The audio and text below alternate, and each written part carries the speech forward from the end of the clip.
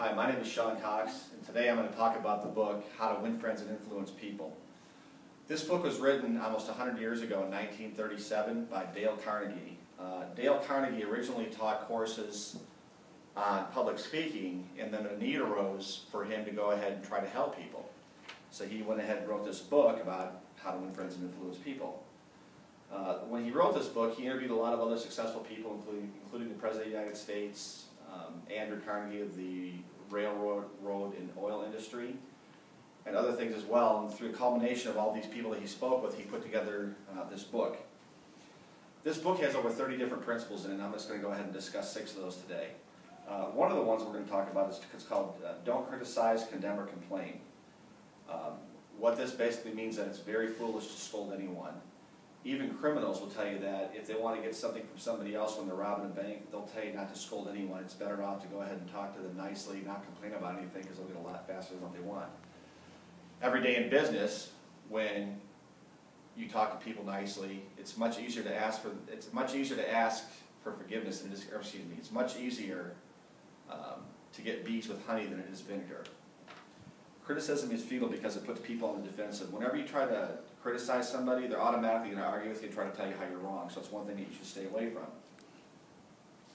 One of the stories I read in the book is about a company CEO had a bunch of workers that were outside building a building.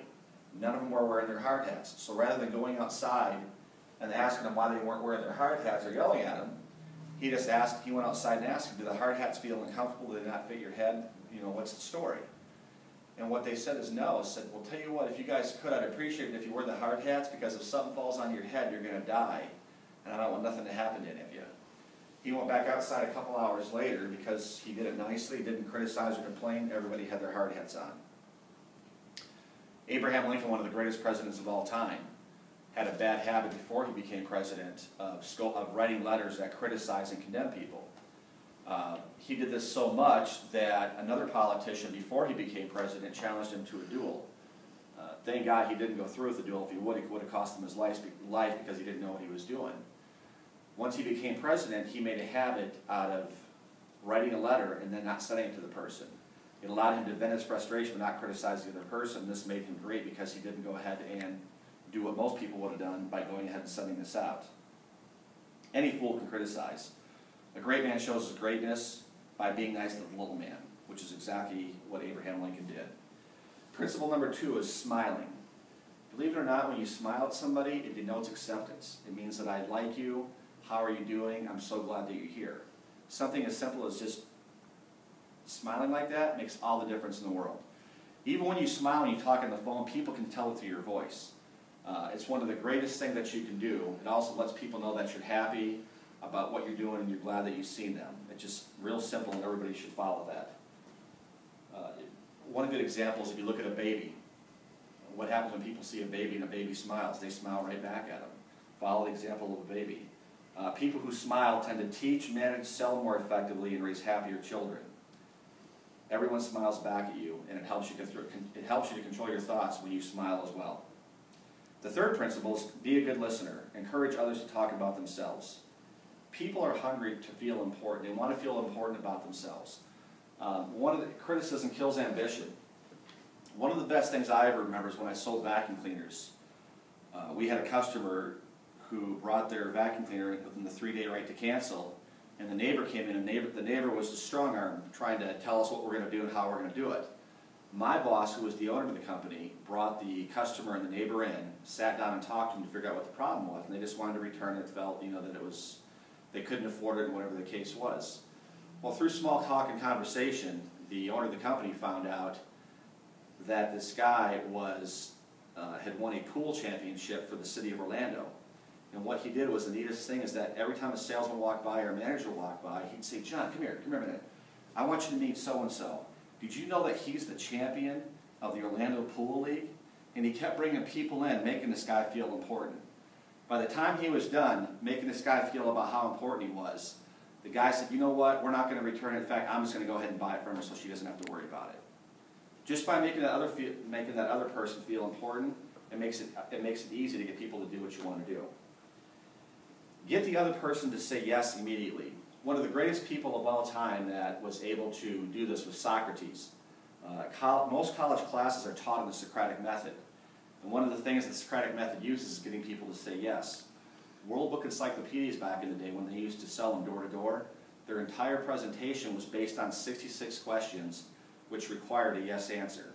It started from the most vague question of, do you live here? Well, of course somebody's going to live if they answer the door, but it's a vague question. You obviously don't want to talk to a person who doesn't live in the house. Then they'd say, do you believe in higher education? Who doesn't believe in higher education?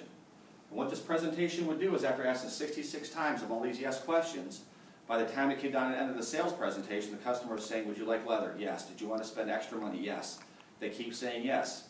It works the same way with business relationships. The more that you can get somebody to say yes, the easier time that you're going to have them in getting along with them and getting to do what you want to do. That's principle number 4. Number 5, let the other person do a great deal of talking.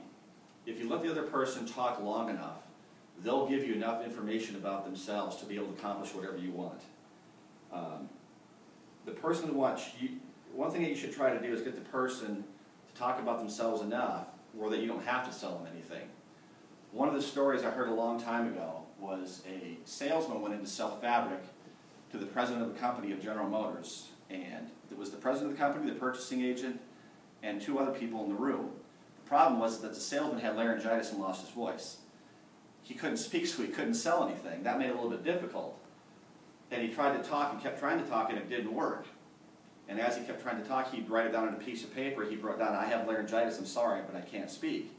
So the president of the company got up and started talking to the other people about all the products and stuff that he had and how great the fabric his material was. And the salesman just kind of sat back in the corner, nodding his head and agreeing with him, saying, yes, that's how it works.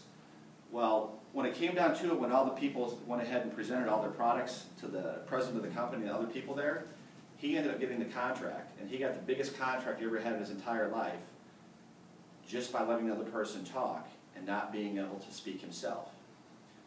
People always want to talk about themselves. That's why the most important word in anybody's language is I. It's always I. The more that you can get the customer talking about themselves, the easier it is to sell them. And eventually they'll tell you exactly how to sell them without you having to figure out what it is, because the stuff will slip out. Be nice to everybody, no matter who they are, whether it's a secretary, a busboy, a receptionist, the president of the company. Be nice to everyone, because you never know when you're going to need a favor.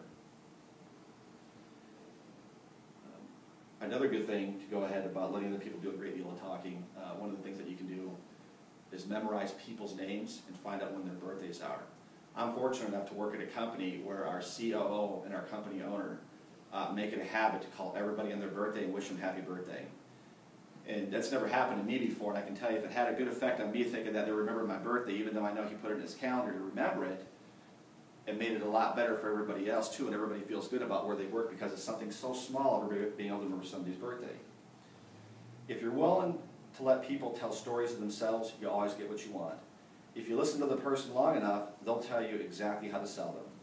And the final and sixth principle I'm going to go over is give the other person a reputation to live up to.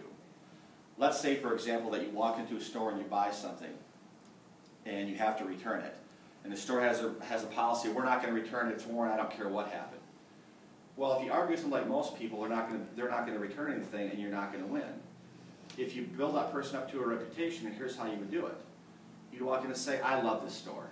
You guys make the greatest clothes, you have the greatest stuff, your prices are phenomenal. You know, every time I buy something, it's always quality. I have this one little problem, and I know you guys are going to help me out and take care of this for me, so I don't have to suffer an economic loss. What can you go ahead and do for me? Now, if you're talking to the manager and you build that manager up to that kind of a reputation, do you think he's going to say, no, sir, I'm sorry, we can't help you? No, of course not. He's going to go ahead and try to do everything he can because you give him a reputation to live up to. That works in all facets of life. Once again, this is about how to win friends and influence people. With over 30 different areas of things to cover, we went ahead and talked about just 6 of these. Thank you for listening and have a great day.